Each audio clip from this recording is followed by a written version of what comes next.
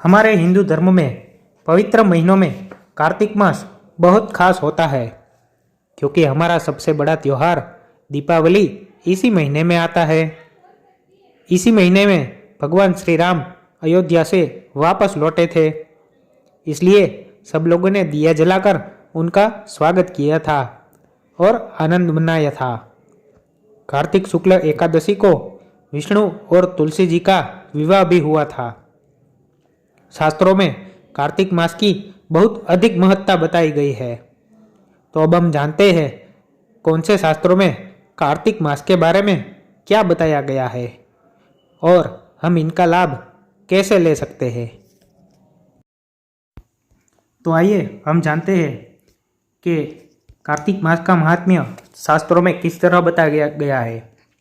तो पहला श्लोक है जो स्कंद पुराण का है, उसमें बताया गया है कि स्त्री हो या पुरुष हो, भक्तिपूर्वक कार्तिक मास में दीपदान करने से आजन्मकृत समस्त पापों का नाश हो जाता है। यानी कार्तिक मास में जो हम दीपदान करते हैं तो इस जन्म में किए हुए सारे पापों से हमें मुक्ति मिल जाती है। यह श्लोक स्कंद पुराण का है, जो वैष्णव खंड कार्तिक मास महात्म्य में बताया गया है। और ये ब्रह्मा जी और नारद जी का संवाद है, यानी नारद जी ब्रह्मा जी को बता रहे हैं। दूसरा श्लोक भी स्कंद पुराण का है, उसमें बताया गया है कि जो लोग हरि की प्रसन्नता हेतु कार्तिक मास में दीपदान करते हैं, महाक्रूर मुख वाले यम का वे कदापि दर्शन नहीं करते हैं। यानी जो लोग हरि के सामने दीपदान करते हैं वो महाक्रूर मुख वाले यमराज का, यानी यमराज का उसे कदापि दर्शन नहीं करना पड़ता है। यानी इसी जन्म में उसे मुक्ति मिल जाती है। कार्तिक मास में दीपदान की बहुत अधिक महत्ता बताई गई है। इस तरह तीसरा श्लोक भी पद्म पुराण से है, उसमें बताया गया है कि भक्ति भाव से कार्तिक मास में जो भगवान केशव के समक्ष दीपदान करता है उसको सभी यज्ञों और सभी तीर्थों का फल प्राप्त हो जाता है। यानी हम सिर्फ दीपदान करने से ही सभी यज्ञों का फल प्राप्त कर सकते हैं और सभी तीर्थों में यात्रा करने का भी फल आसानी से प्राप्त कर सकते हैं।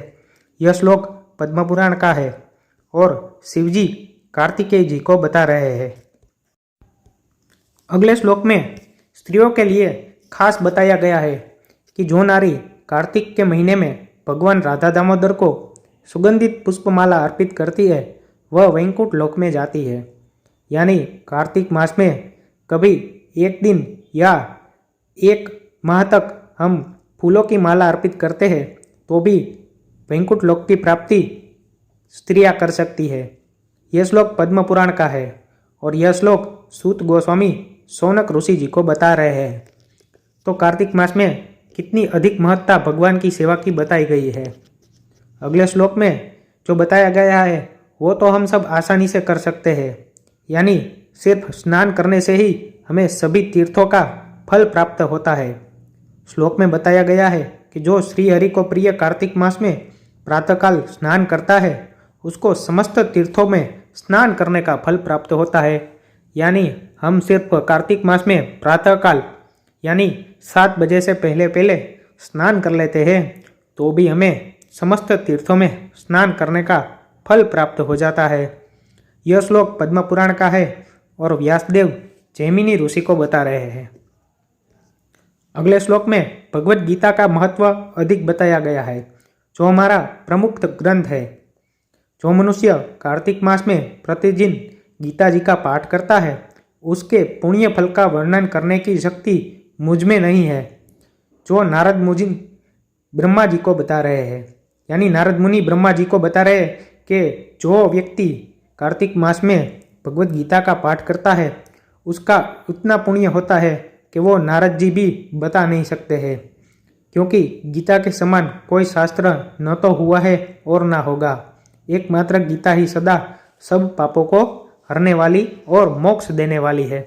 इसलिए कम से कम रोज एक श्लोक अथवा तो कोई भी एक अध्याय का पाठ हमें कार्तिक मास के दरमियान करना चाहिए, तो हमें बहुत अधिक पुण्य की प्राप्ति हो सकती है। अगले श्लोक में बताया गया है जो स्कंद पुराण से है, जो कार्तिक मास में प्रातः विष्णु मंदिर का मार्जन करते हैं यानी विष्णु मंदिर की साफ सफाई और उसका श्रृंगार करते हैं। वैकुंठ भवन में उसके लिए सुदृढ़ गृह निर्मित होता है। तो वैकुंठ लोक में हमें अपना घर तैयार मिलता है, अच्छा मकान तैयार मिलता है। वैकुंठ लोक भी मिलता है और उसमें बहुत अच्छा मकान भी मिलता है। यह श्लोक स्कंद पुराण का है और वो नारद जी बता रहे हैं। अंतिम श्लोक भी स्कंद पुराण से है, जिसमें बताया गया है कि जो कार्तिक मास में केशव को दंडवत प्रणाम निवेदित करते हैं, यानी दंडवत प्रणाम करते हैं, वे अनेक राजसूय तथा अश्वमेध यज्ञ को फल प्राप्त करते हैं। यानी भगवान श्री हरि, भगवान श्री कृष्ण को सिर्फ दंडवत करने से हमें राजसूय यज्ञ तथा अश्वमेध यज्ञ, जो बड़े बड़े यज्ञ है, उसका फल प्राप्त होता है। यह श्लोक स्कंद पुराण का है और जो ब्रह्मा जी हमें बता रहे हैं। तो इस तरह कार्तिक मास में हो सके उतनी तरह से भगवान की सेवा करनी चाहिए और तुलसी जी की सेवा करनी चाहिए। तो इस तरह हमें कार्तिक मास में बहुत अधिक महत्ता बताई गई है और सात्विक रहकर भगवान की सेवा कार्तिक मास में करनी चाहिए और हम इसी जीवन में मुक्त होकर आध्यात्मिक प्रगति करनी चाहिए। जितना हो सके हरि नाम का जाप करना चाहिए, विष्णु जी के मंत्र का जाप करना चाहिए, तुलसी जी के सेवा करनी चाहिए।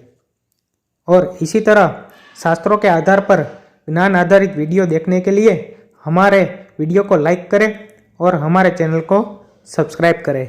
हरे कृष्णा।